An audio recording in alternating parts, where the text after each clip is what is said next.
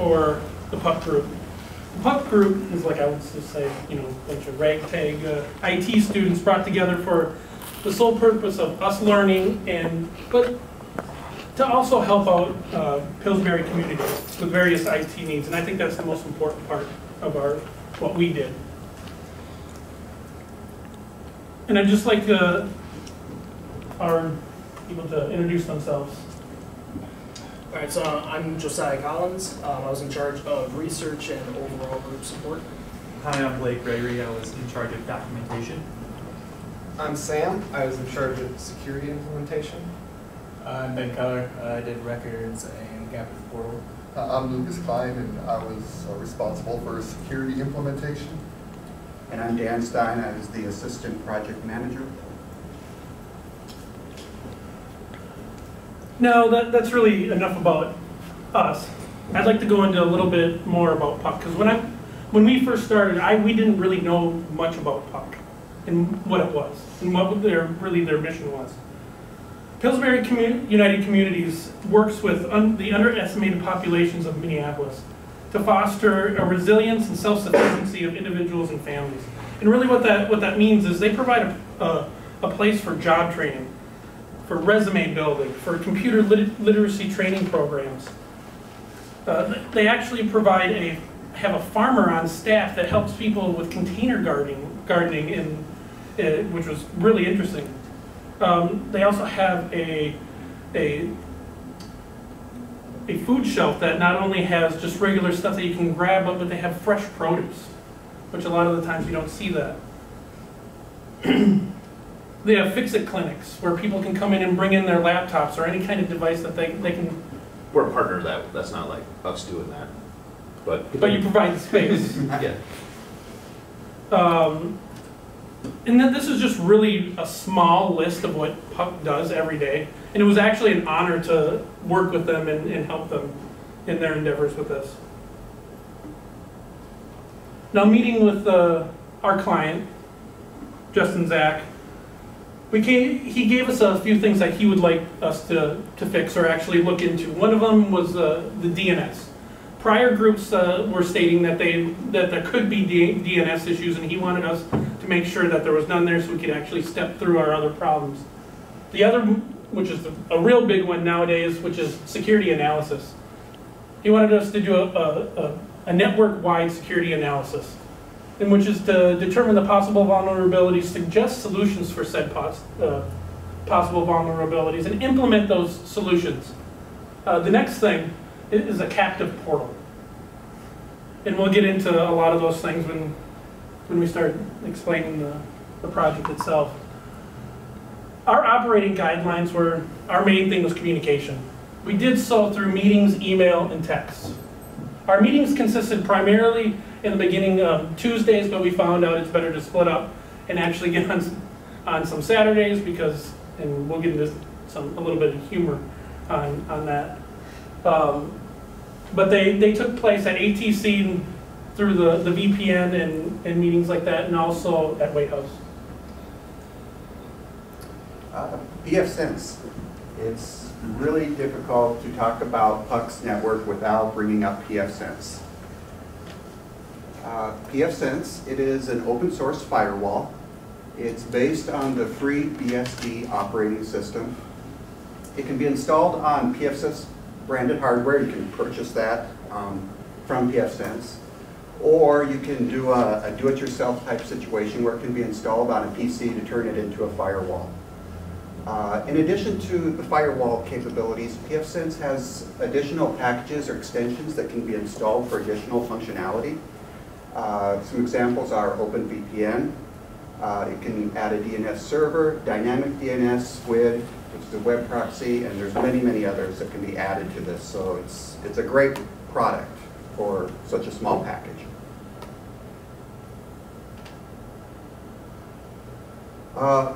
It is a major part of PUC's network. All of PUC's traffic is filtered through PFSense box. Each location has a PFSense box. Everything comes in through the Comcast router and goes through that PFSense box. Handles almost all of their security. And over there is an example of the dashboard. from one of PUC's locations. You have your WAN side, which is the internet side, the LAN side, which is the inside or where their local network is. In this example, they have a tunnel network, which is their open VPN connections to the other locations, and our captive portal that we created for them. You also, down below that, you have some information about the system, the CPU type, that type of thing. Over on the right-hand side there, you have the services that are running, and these are basically a lot of the packages that you install onto pfSense. And in this case, he has a couple open VPNs running to the other locations. He has Squid and Snort, some other things like that. Again, those are the add-ons, and all of these are running on one box. And then below that, you have traffic. You can look to see how busy or how much traffic is going through the pfSense box. Domain name or server or DNS. What is it? How does it work? A domain name server maintains a directory of names and translates them to internet IP addresses. An example of that is when you type in a web address, www.google.com, your internet service provider views the DNS associated with the domain name, translates it into a machine-friendly IP address, and directs your internet connection to the correct website or system. There is also an internal version of this. All of the computers, servers, things that are running on your internal network also have names. So a network that has a DNS server would have a list of all of the computers that are attached to that domain.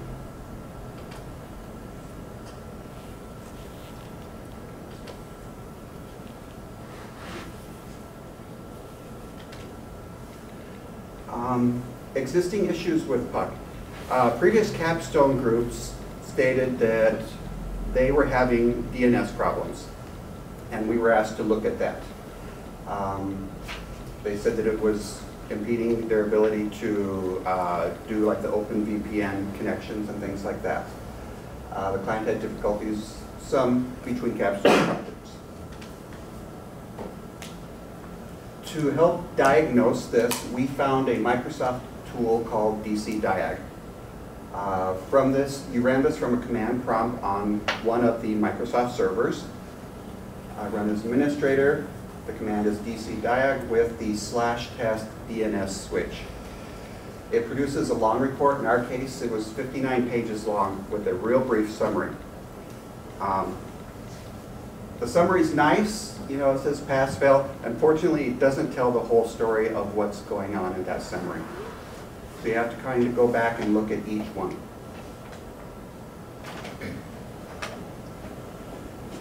Results.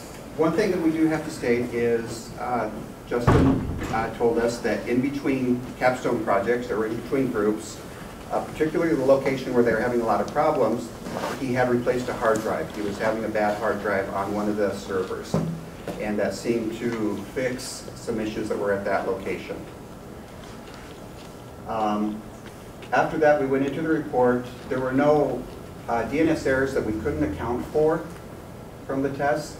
We do have to note that the client has a mixture of DNS servers. Some are Microsoft-based and some are pfSense-based. The Microsoft tools work great with Microsoft.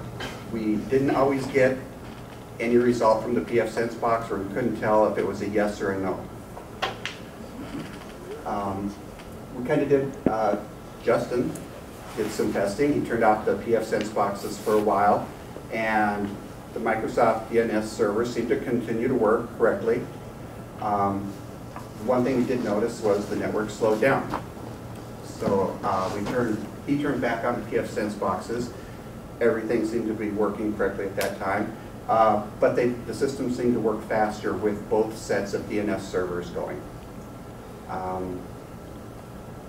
We weren't really able to say there was an absolute DNS problem, but we didn't find anything that we couldn't account for. One thing, as we were not necessarily troubleshooting, as we were making changes to the network, we would find that a change in the network configuration, not necessarily on the DNS server, could cause DNS errors. So oftentimes we determined it was connectivity to the DNS server. It was going out and looking for something and the browser would give an error saying no DNS server found. So it wasn't necessarily that there were DNS server problems, there were connectivity and network configuration problems going on. Here. Okay, so we're talking networking. We got to talk a little bit of security. Basically, we're talking about an overall protection of assets of sensitive data, being for PUC itself or for its users, personal information, account information, items that could potentially be corrupted or stolen. Just in a world like today where everything is so connected, it's a lot easier, for vulnerabilities to be exposed. So basically, we're broken into 4 separate areas with just an overall goal or strategy in mind to target these threats and basically mitigate them and stop them from spreading your system. Usability, which is basically the degree to which a system can be used by the end user to achieve whatever results they have, whatever results they need efficiently and effectively. Reliability, deliver that data to its intended recipient. Integrity, the defense of errors of data corruption in the computer data. And then safety as a whole, just protecting against any of those threats.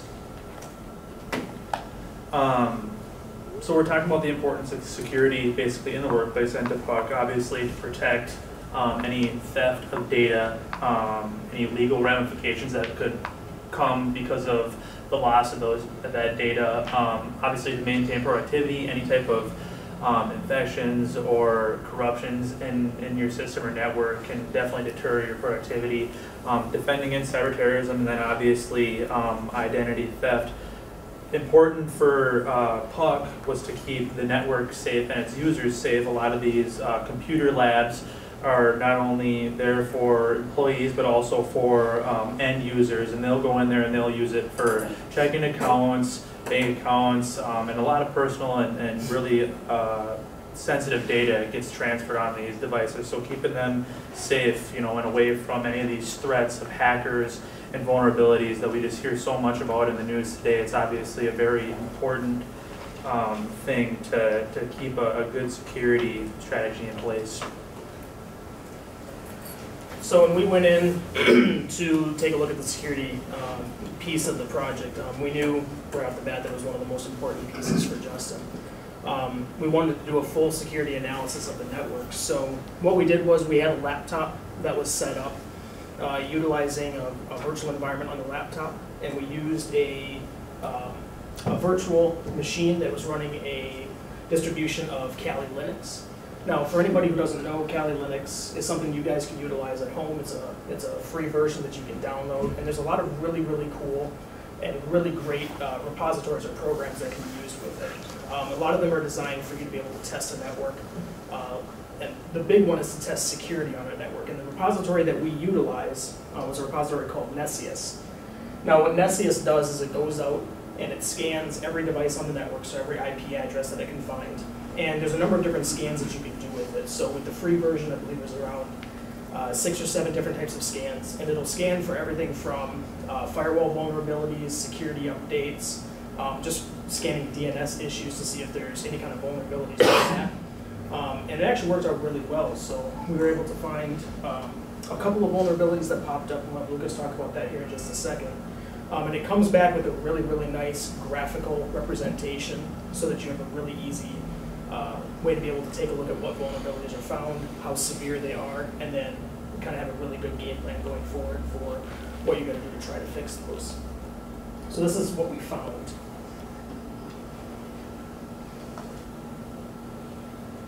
Okay, so based on our security analysis, we've discovered a few vulnerabilities. One of them was DNS cache snooping. Like Dan was saying, DNS is a directory of website names and IP addresses. So if somebody had access to the cache, they would be able to see where you've been, what websites you've visited, and if you've done financial transactions on the internet or went to your bank or paid a credit card, then they would be able to see the bank that you use and the credit card companies that you use. So clickjacking is kind of kind of like spoofing. Somebody will create a website that looks like your bank's website or your credit card's website in order to get information. You think it's the real site, so you put in your username, password, name, address, and then they have all that information. So another vulnerability we found was just the absence of software updates. When they put out updates, a lot of times they address known vulnerabilities. So if you're not up to date, then that's a potential vulnerability. .NET, Java, Adobe, and Mozilla. This is the picture that's on the slide here is a picture of one of the scans that we did. This is the graphical representation that came back. Should be noted when we first did some of the scans, freaked out a little bit because everything that's not blue on this is a quote-unquote vulnerability or an issue. So if you can take a look at this, this is just literally one device on the network. So probably north of 10 to 15 vulnerabilities on the device. So in going in and deciphering a lot of the results that came back, the majority of them ended up actually being software updates that needed to happen. So it was scanning a lot of the software that was running on the devices and finding out that some of the security updates weren't in place, some of the software wasn't updated, and actually a number of those tied back into software updates. So it's actually a little bit easier for us to go in and tackle those, which we'll talk about next. All right, so like Josiah and Lucas talked about, they talked about some of the discoveries from the Nessus scan. I'm here to talk about some of the PUC security solutions that we had. So like Lucas talked about with the DNS cache snooping, if hackers have the ability to access the cache, they can be able to see what kind of web traffic you've been using, some of your banking records, stuff like that.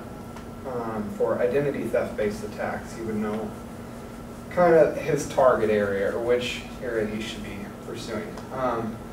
And initially, that scared us because that's a big one. And the default fix for that is to disable recursion, which just kind of allows you to be able to see the full list of places that you've been. But the downside of that is that you lose some of your network speed, some of your productivity. Now, looking further into the issue, we discovered that the DNS servers are actually completely separate from the public network.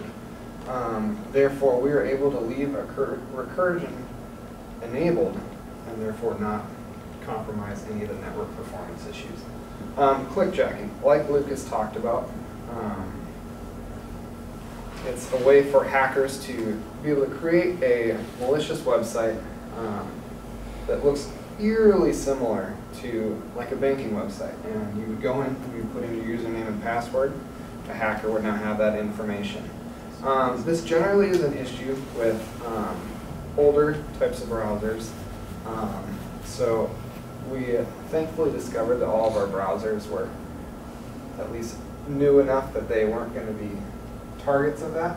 But then also, the main warning that the Nessus scan triggered was it was actually on a pfSense box, which the pfSense box at PUC is actually our firewall, which isn't used for any of our browsing.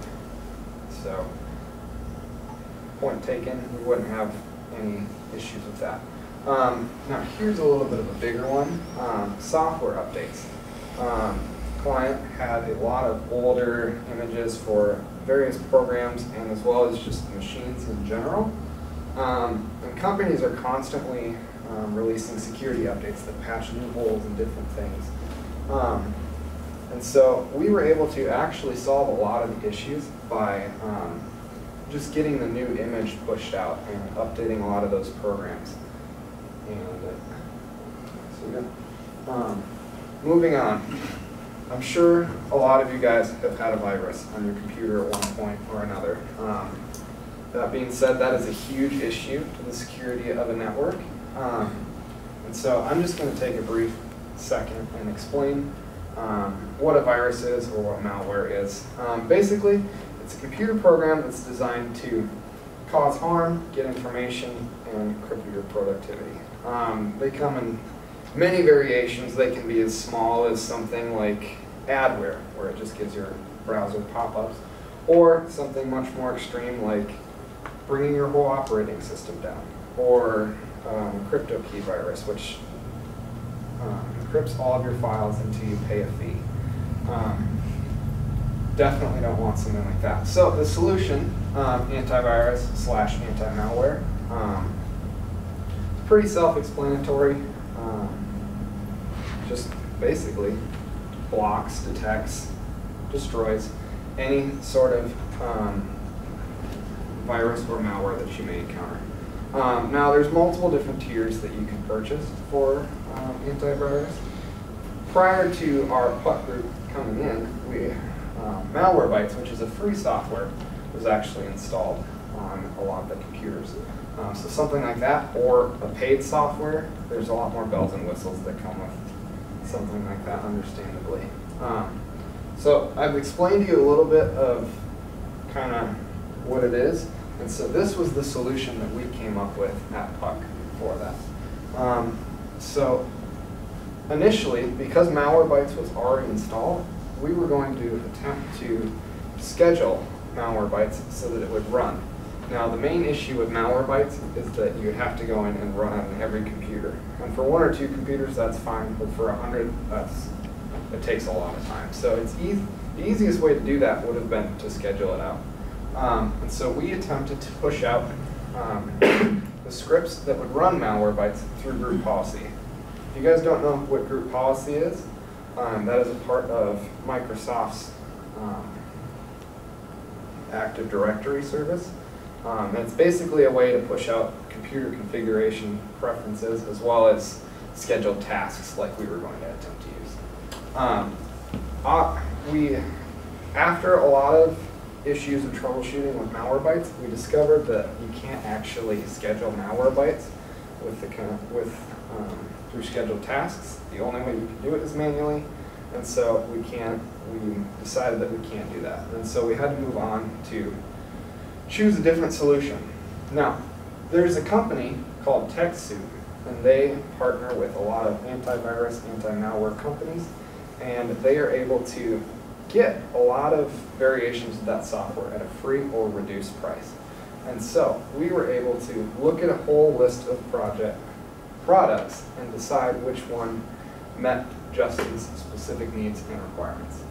And we decided on Norton. So Norton Enterprise offers up to 100 free licenses available for nonprofits. Anything beyond 100, it comes at a reduced rate. And so if we were going to expand beyond that 100 licenses in the future, it is still at a reduced price, which is awesome. Now, Norton being a paid software has a lot more bells and whistles than like Malwarebytes. Has the ability to be continuously updated. And the biggest thing is we can schedule it, so we don't have to go from computer to computer solving that big time-consuming thing, and it can be pushed out through either GPO or by scheduled time. All right. Next part. So I helped with the Captive Portal portion. For those of you that don't know what Captive Portal is, you've encountered it most likely when you go to like a guest access point, or like if you go to a hotel and you plug in there, it brings you to a login page. Sometimes it's just a click. Sometimes they want you to log in with posted stuff or even put in your email. Sometimes they market to you having you log in with like your Facebook or Twitter. So the benefits of Captive Portal, traffic separation. In our case, Justin wanted us to separate his LAN from all of his guest access points. This is done by, I guess it intercepts your packet right away, and you can't go anywhere until you click through. They can utilize data collection, or they can like monitor, I guess, what you're looking at, so they can go back and see what you were looking at. Again, marketing. They can also possibly like display their business benefits. A lot of times they have like rules or agreements where you have to accept, I guess, liability for what you're doing. So it pushes away any liability for whatever you do from the organization. And then another big thing is you can do bandwidth throttling, which is handy for a business. They can say they want to section off 75% of their network, keep productivity going fast, and they can give you 25%, or they can even limit each individual connection. So for implementation, Justin just wanted a simple click-through. He didn't want to market to anyone or have them log in. We came up with 3 proposed solutions. The first, which we thought would be the best, would be to use VLANs, which would take his existing Ethernets and turn them into trunking Ethernets, which would send all the data down one line.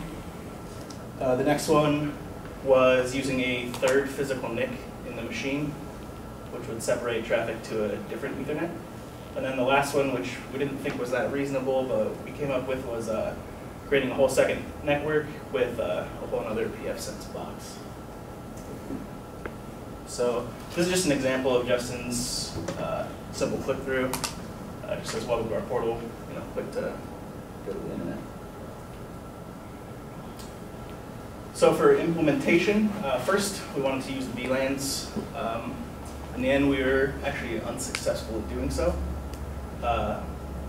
We're not really sure if it was based on the fact that we couldn't get the VLANs created correctly on the pfSense box, or if it was the Linux switch itself. We spent multiple days on it, but we were unsuccessful with that. The second attempt, which was using the 3 NICs, we were successful with that one. Justin created another machine with 3 NICs in it, one for the WAN, one for the LAN, and one for the pfSense, or for the access points. He installed a clean version of pfSense on it, and then we had backups of his current running config that we were going to place on it. It took us 3 tries. On the first try, we had the new one plugged into the old pfSense box, and when we imported the backup, it actually conflicted IP addresses. We couldn't get to the WAN, so we wiped it, did it again, this time separate from the internet. That didn't work either. It couldn't grab the packages that it needed, so we had to wipe it again. We attached it like it was going to be our production pfSense box. It had internet on its own, grabbed the packages, and then we were able to get Captain Portal on it. So these are, again, we talk about security a lot. These are our firewall rules. We wanted to separate obviously the LAN traffic, but also keep it as secure as possible. One of the things was disabling the web GUI, which was actually how he monitors all of his pfSense. So we didn't want guests to be able to go in and modify any of his network settings, bring it down, stuff like that. We blocked a lot of common ports that are used maliciously. We separated so they can't get to the WAN address, and then we also separated so they can't get to the LAN, which was the ultimate goal. This just shows, I guess, what it was before and what it is now. Comes in from the router to the pfSense box, and before everything went to a switch and then to the access points, to the servers, and to the computer lab. Now it comes in, it goes to the new pfSense box, which has an extra NIC. So it goes to the normal network like normal, and then also the wireless access points are now separated. Okay, so I'm going to talk a little bit about the additional problems that we encountered as a group that kind of were outside of the range of the 3 main things that we wanted to tackle. So initially, at the very beginning, when we wanted to start testing some of the DNS issues, we were doing it off-site utilizing the VPNs. And we found out that we only had 1 certificate, that multiple machines were being issued 1 certificate. So when a second person would log in, it would crash the VPNs, wouldn't allow anything to work. And it was pretty frustrating because we couldn't really, there was no productivity or anything on our part. We also found out that there's only 1 user in Active Directory. So we created additional user IDs in Active Directory and limited the number of concurrent users to 4 and issued separate certificates to everybody. So at this point, you can now have up to 4 concurrent users on the VPN at the same time. So that helped us out quite a lot. We also had a little bit of an issue with finding the correct tool to utilize to test out the DNS. Now, Microsoft tools work really well with Microsoft.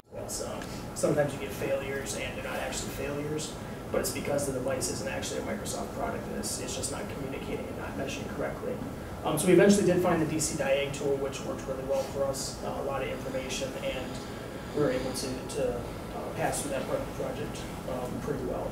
Now with a group as large as ours, and as diverse as ours is, scheduling is always kind of an issue with something like this. So multiple of us work jobs outside of school, have different classes, different class times, things of that sort. A lot of them have families and stuff, so finding scheduling was a little bit of a tricky part the first couple of weeks of the project.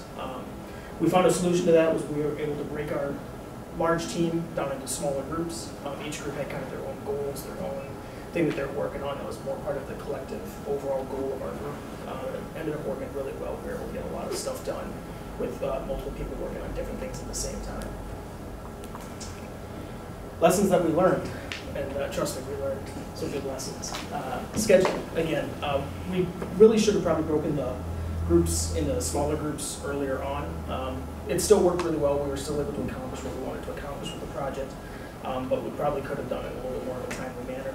And understanding the client's business needs. So going back to our first attempt at implementing Captive Portal, we actually crashed Justin's network during business hours the first time we did it. Now, it's not as bad as it might sound because we were able to get it back up and running pretty quickly. The stuff that we did wasn't too in-depth, so we were able to revert back and get it back up and running. But trust me on this, there's nothing like the feeling of seeing something that you did and all of a sudden everything stops, especially when there's a class going on in one of the computer labs. There's nothing quite like the feeling of, oh my God, we need to get going and get this fixed. So that was understanding the client's business needs and finding out kind of business hours and things like that. We ended up, after that happened, we ended up moving our main maintenance meetings to Saturdays.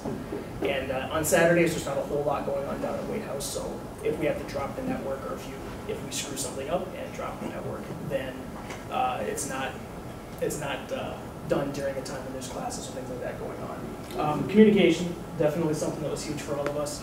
Again, different backgrounds, different things going on in our personal lives, different class schedules and all that. So, and especially communication between we ended up having two different groups. We had one group that was really working on the security side of things and another group that was working on the Captive Portal. So communicating between the two teams would go down at different times of the week. I think Sam and Lucas went down on a Thursday night after things were done. Most of us would go down on Saturdays for the Captive Portal implementation.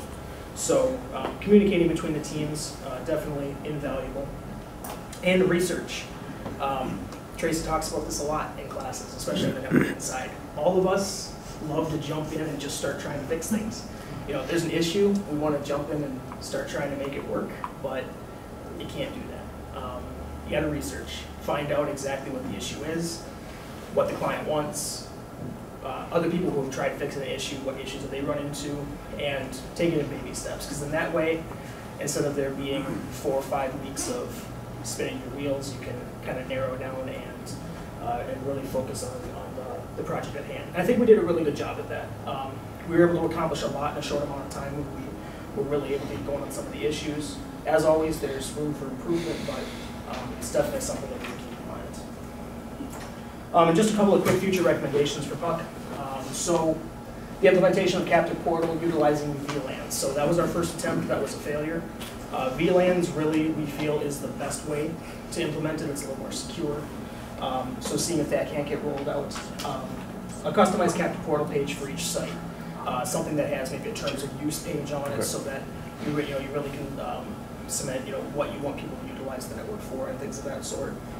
Implementing content filtering on the Captive Portal, and then also implementing the Captive Portal at other sites. So White House is where we did the majority of the work. That's in downtown Minneapolis. But there are at least 2 other sites that I know of, Bryan Coyle, and then I think Oak Park.